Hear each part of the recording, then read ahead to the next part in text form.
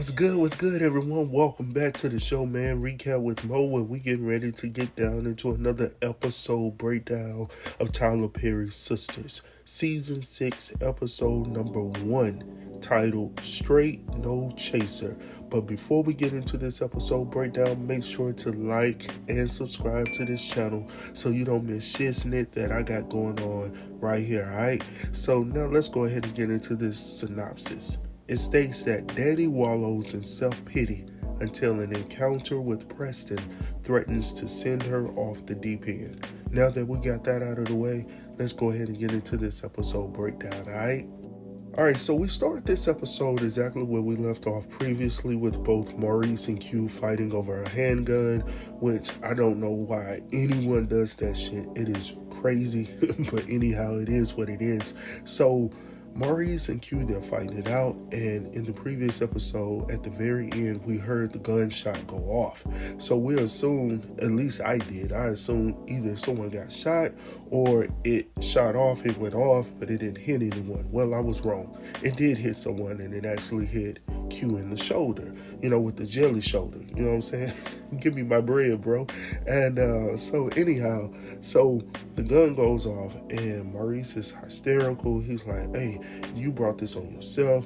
And all of a sudden, out of nowhere, running real fast but not out of breath though, I'm just saying, we see old boy pull up. So Calvin pulls up, running real fast but not out of breath though, talking about, Maurice, something told me to follow you here, whoop, whoop, whoop. So he's going back and forth with Maurice like, look, we need to call the police. Maurice is like, no, we don't need to call nobody. We need to get our asses up out of here. And I'm like, Maurice, you can't do that. Somebody just put the money down on your bond, $1.5 million, that she gonna have to put in a little bit of work for. So you might not want to do that, homie. But anyhow, so he decides to stay while Calvin is calling the police, and while they're talking back and forth with the police, Q is down on the ground like he's about to die. Bro, you were shot in your shoulder, just calm down. And then he eventually passes out, and of course Calvin overreacts like, oh, he's dead, oh, we in trouble, whoop, whoop, whoop. Well, the thing is, everything is caught on camera, Calvin. So they will be able to tell what went down, who pulled the gun first, whoop, whoop, whoop. So it's not that hard to, discern what's about to happen here. But anyhow, going on from there, we see Danny, who this whole synopsis seems to be wrapped around.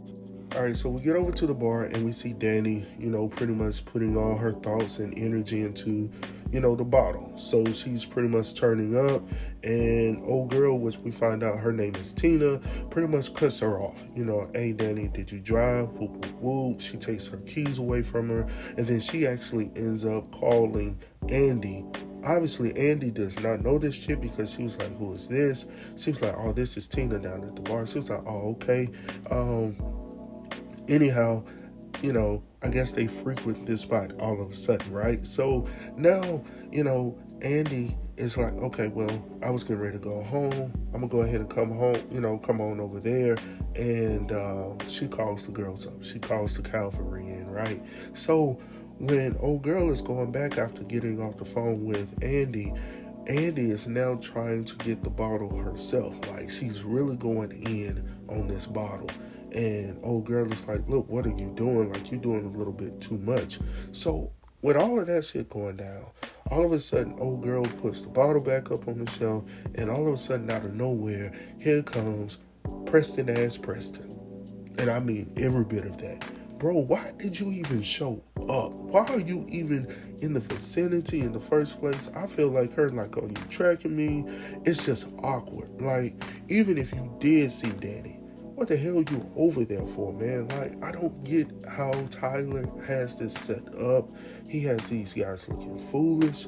I just, no real, maybe there are some guys out there that would do this. I'm just saying, I don't know any that would do. It's just senseless, Tyler. I know it adds to the drama, but damn. Like, so he shows up and he's like, Danny, we need to talk.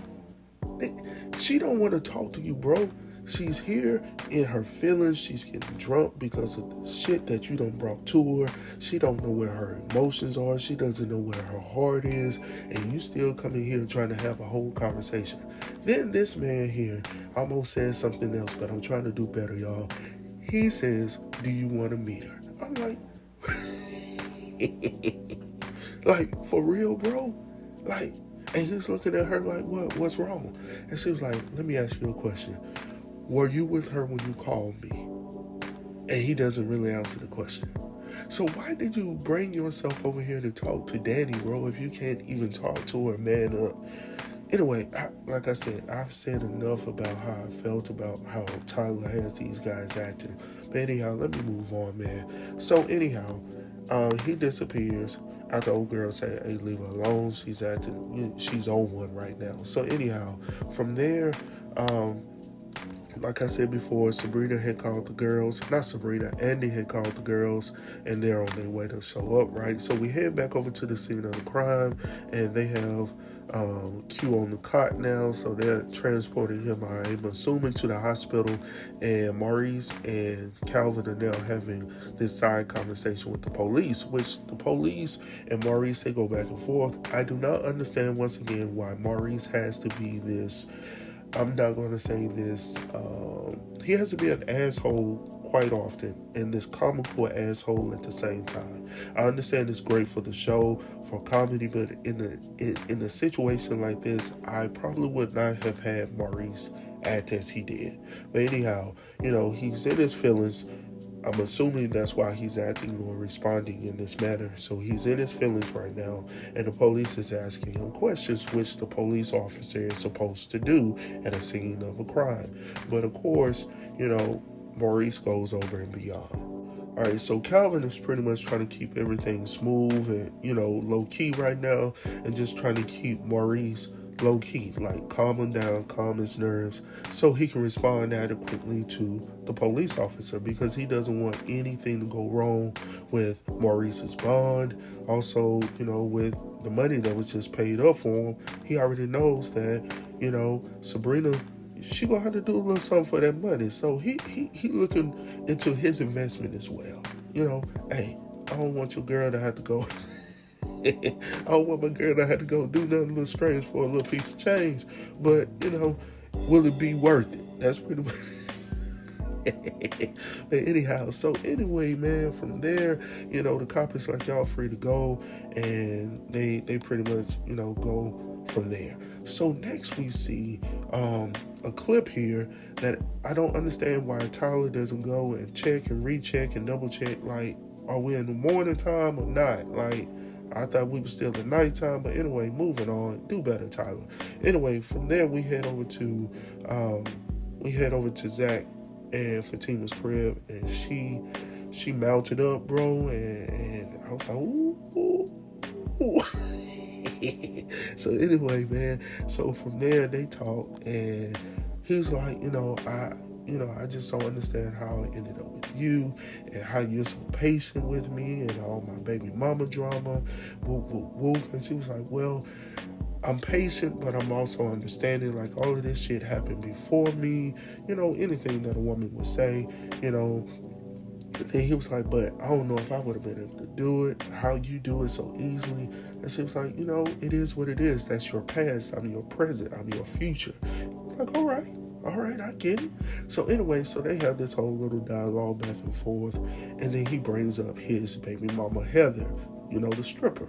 And he was like, I just wonder if she has my son in a bad predicament. Is he being treated well? And she was like, yeah, we can go ahead and we can go over there and check in on him. Because I was wondering the same exact thing, right? So I was like, okay.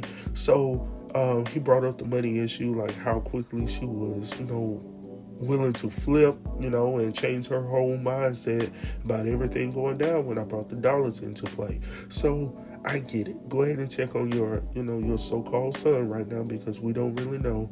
And then they're talking about the paternity test. So potentially, if this is your child, which I already knew, that was still some sketchy shit from the get-go, because they knew who she was using as an attorney. So they're not sold on that, but if it is my son, I just want to know and make sure that he is in the best predicament, which we later find out that he's not. So anyhow, going on from there, they start talking about body count. Now, let me go ahead and say this for all of my men out there. Listen, you and I already know that we ain't ready to hear the shit that's about to come out of our lady's mouths, man.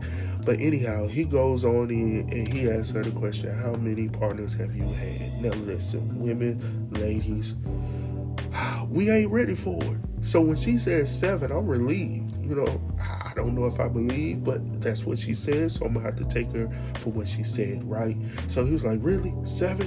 And he was like, okay. So of course, bro, she's going to want to know how many bodies you got. But of course, Zach doesn't want to convey that information because now all of a sudden this tired and shit. Like, oh, you put it on me. Number one, y'all ain't done shit. Secondly, you were not ready to have this conversation because obviously your body count is way over 7, bro. So this wasn't the time to have this conversation because you were not ready to get into it seriously, bro. So I just advise anybody out there that's wanting to have this conversation with his girl, if you ain't ready to have the conversation wholeheartedly, man, just don't say the shit. I'm just gonna leave it at that because I wouldn't even say shit. Definitely in Zach's position. You already got potentially 2 baby mamas. Shit, you don't even know if they're yours or not. So, and then you're talking about your pullout game. Your pullout game is non-existent. And I would not advise anybody to do that daggone pullout game. That does not work. Anyway, man, let's move on from there, man. From there, we see we're back at the bar. Yeah, so we're back at the bar, and the cavalry shows up, and they're all in there, and they're like, she was like, so you done called these girls into the picture, and they was like, we're here because we love you, whoop, whoop. And then they go into this whole situation where Andy is like, look, Daddy, you were right. I'm just not as strong as you are dealing with this whole situation with Gary. But she says that I'm eventually going to let him go, but not right now. She's still enjoying him. You know what I'm saying? So you got to allow people to get to the point in their life where they want to let things go. All right. So then Sabrina does the whole thing. You were right about me and Calvin, going back and forth with him. And then she turns to Karen and she's like, what about you, Mom? To be something like that. And Karen says, I don't know if you thought about it. She says she doesn't know for real, who the father is. They got this paternity test and all of this stuff. So I already knew this shit from the get-go that she doesn't really know who the father is. She wants to put it on Zach because she loves Zach, but she's feeling some type of way about Aaron, where she was feeling some type of way about Aaron, because then she shares the whole situation from Jenny on the block that showed up at the salon in the previous episode that put them hands on Aaron John, and now, she doesn't know. She was just getting to the point where she was allowing herself to open up to Aaron, and now old girl got her in her feelings again, like, is this the one that I'm looking for? So anyway, they was like, what? And she was like, yeah, it's a whole situation that went down, but it's, we're going to deal with it. But right now, Aaron ain't really telling her shit, and she hasn't heard from him since that situation. So anyway, going on from there, the girls are like, okay, let's go ahead and get up out. They're offering to take Danny home, and while they're getting ready to leave, Sabrina or Andy, one of them, they look over and they say, is that, yeah, that is Preston and his boo-to-be Mindy. And that's how Danny puts it out there. I already know that shit. I've already seen him over there. He's already came over here telling me to go over there and introduce myself to Mindy. Whoop, whoop, whoop. And they like, what? Instigating like a month. But so anyway, going on from there, man, Danny calls herself going over there to introduce herself, pimping her way all the way over there to the side. You know what I'm saying? So she walks over there and they like, why on earth is she walking like this?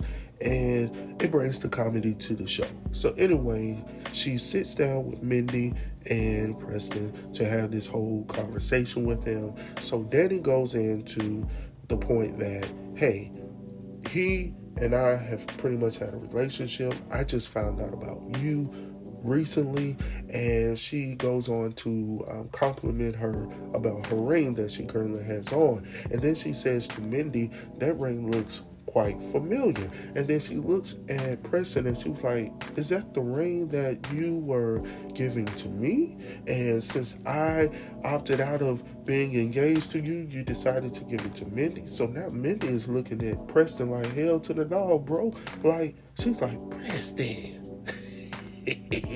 Come on. So then it's like, what you gonna do? And old girl is like, well, I'm going to allow him to take this time to get this shit right and get it off his chest. And Danny can't believe this shit. She was like, what the hell? Like, obviously this is because of who you are. Because it wouldn't been going down like that with anybody that I know. And I believe that to your imagination, right? So from there, he's like, look, can we go talk? Like, I'm gonna drop her off at the hotel, and I can come back to you and talk to you later about this shit. And she was like, Mindy, do you not hear this? And I'm like, see, I can see why, brothers are dealing with the white chicks. Like, I know y'all gonna eat me up for that one. Like, is she cool like this? Shit, man. Even though I can't go there, I'm just saying. It is what it is, man. But so she was like, really, are you going down like this? So anyhow, the girls have to pretty much come and save her from this situation because it starts to get out of hand. Daddy is drunk, and Mindy obviously ain't getting the bill right now. She ain't going all the way to the top. The elevator ain't going all the way up right now. So anyhow, Karen leaves. She has to go to the shop. She been saying it the whole time. I'm trying to get to the shop. Anyhow, that leaves Sabrina and Andy. And when they're getting ready to go over there, Andy receives a text message from Gary. Now, Gary laying in the bed like he's, from Zamunda somewhere coming to America in a bed of bouquet. I'm just saying, bro, put some damn clothes on. This ain't no romantic shit. I'm just saying, you laying up in the bed of roses. Anyhow, and I know some women make beds different. I know I'm hearing it in the comments. It is what it is. But bro, you doing too much. You trying too daggone hard. She don't even want you, bro. She already said it, bro. Like, let it go. But anyhow, she's like, what's going on? He was like, did you get my picture? She was like, yeah, I saw it. He was like, doesn't that make you want to come home? Come on home so we can do what we need to do. She was like, yeah, I'll be there later. And he was like, well, I'm going to stay right here. You saw the picture, right? She was like, yeah, I saw the picture. Like, I'm coming. Just stay right there. So she blushed a little bit about it. So anyway, so when she gets off the phone, Sabrina's like, that was Gary, right? And then Andy tried to pass by the shit like, oh, yeah, but let's go back over there and help our girl out. And she was like, oh, you don't want to talk about it. No, she don't want to talk about it because she don't want y'all dogging her out again about this whole situation with Gary. But anyhow, so from there, man, we see Aaron calling Karen. So Karen is on the road right now, and she was like, what's good? He was like, where are you? I'm at your crib. She was like, so you at my house? He was like, yeah. He was like, I wanted to talk. So she was like, oh, now your ass want to talk. Like, you didn't have shit to say when Jenny from the block showed up. You just wanted to squash it and tell me later, but now all of a sudden you want to talk. So once again, she's delayed from going to the hair salon, which she really wants to do because she doesn't believe that Pam has done the shit that she said she did. So anyway, going from there, she was like, okay, I'm gonna go ahead and turn back around and come over there and talk to you. Anyhow, we see Maurice and Calvin, they're coming back into the apartment, and pretty much this is just a filler piece because there's nothing really to talk about. But Maurice says, I pretty much have nothing. I lost all my shit. I'm gonna have to go find a new job. Whoop, whoop, whoop, because this that we had here has pretty much robbed me and has pretty much, messed up my life. And Calvin is like, look, you shouldn't have done everything you did. You shouldn't have shot him. And Maurice is like, what the hell should I have done? He brought the gun. Everything is on camera, Calvin. You need to calm the hell down. That's pretty much what he's saying. Like, I don't really have to back up shit. Everything is caught on camera. So Calvin needs to calm down as well. Both of these need to calm down. I'm just being real at this point. Going on from there, we see Karen and Aaron. So they're having this whole little conversation, and he was like, look, this is what it is. Oh, girl, I started talking to, and Karen is like, oh, so you didn't share, you didn't care to share this shit with me, a while ago. Like, he was like, well, I wasn't sure if we were going to be together, so I started having this whole side conversation with old girl, and she just fell in love with me. And so Karen is like, you expect something ain't right with you, bro. And I absolutely agree with Karen. Like, something is not right with this for real, because I feel honestly like he's not being straightforward, and something just does not seem right with him. Her mom felt the same shit. Like, something just is off with Aaron John, and we're not able to place our finger on it right now, but there is something obviously not clean in the milk, as they like to say. Something just ain't right. And we're going to figure this shit out this season, hopefully, because I believe that this character right here has gone on for far too long with some of the rest of them as well. But anyhow, man, going on from there, she was like, look, we ain't got time for it. Like, I'll talk to you later. I ain't really got that. I ain't even got the capacity, as my wife like to say. Like, I ain't got the capacity to deal with you right now. I'll talk to you later about this shit. So anyhow, if you go back a little bit, and I forgot to say this, she had called Pam on her way to go meet up with Aaron, and Pam was getting in with somebody, and I don't even know why she picked up the phone. She could have allowed it to go to voicemail, but of course, in Tyler Perry fashion, she had to pick up the phone and make it more exciting, right? So anyhow, she was supposed to send Karen a video or an image of her shutting down the shop, which she hesitated to do because she thought that Karen was driving, or she knew Karen was driving, so that's why she didn't send it. So anyhow, when Aaron leaves from Karen's house, she goes ahead and she, calls Pam once again to say, hey, where the hell is my video or my image? You were supposed to send it to me. So now, obviously, Pam is done with doing the do, and she's like, look, I knew you were driving, but I'm going to go ahead and send it to you. She was like, no, hell no. I'm staying on the phone with you this time. I ain't missing out on it this time. Go ahead and send me my shit. So she sends it to her, and Pam is like, are you satisfied now? And Karen is like, yeah, but don't you see the image where you got the light still on? One of the little things, what they call them, one of the curlers are still on. And she was like, oh shit, I thought that was when it was cooling down. Now come on, Pam, you work in a hair salon, and you act like you don't know how shit operates. If you stop gossiping, if you could tend to your business, I don't even know why Karen got her working there. Maybe it's just because she's a homegirl from back in the day. But damn, you got to get some professional folks working in your professional environment, Karen. And hopefully you will learn from this, because Pam is not responsible. She's not professional. Anybody that picks up a phone like that, she ain't the one for your business. And I'm sorry to say that, Karen, she just ain't the one for your shop. And now it's sad, because now you got to find out the hard way that some people are just not meant for them to be in your circle like that. So anyhow, Karen rushes over to her shop, where she sees that, once she gets there, her shop is filled with smoke. And we already knew that shit was going to go down either this episode or next episode, because it was coming. So she goes in and she tries to save her shop. She's trying to utilize the fire extinguisher, but she obviously doesn't know how to work it. So why have the fire extinguisher?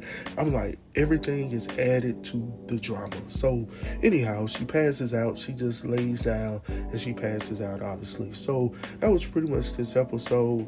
It is what it is. It wasn't what I really expected it to be for the season premiere, but I guess it allowed us to get enough to see where this season potentially could go. I'm not sure exactly how the rest of the season is going to pan out, but from what we can tell from episode 2, titled Full Circle Moments, I'm not sure if we're going to, and that's on my birthday too. All right, so I'm just not sure, but I do believe that in the next episode, there's going to be a lot of things that should have been done previously that are going to come to the forefront in the next episode. That's honestly how I feel, even though I do not have the synopsis for it. All we have is the title right now, but I honestly feel that's what's about to hit the fan. So anyhow, make sure to like and subscribe to this channel. Make sure to tell a friend about this channel if you think they will enjoy this content as well. As always, I will talk to you guys soon. Make sure to hit that thumbs up, all right? Peace out. Talk to y'all soon.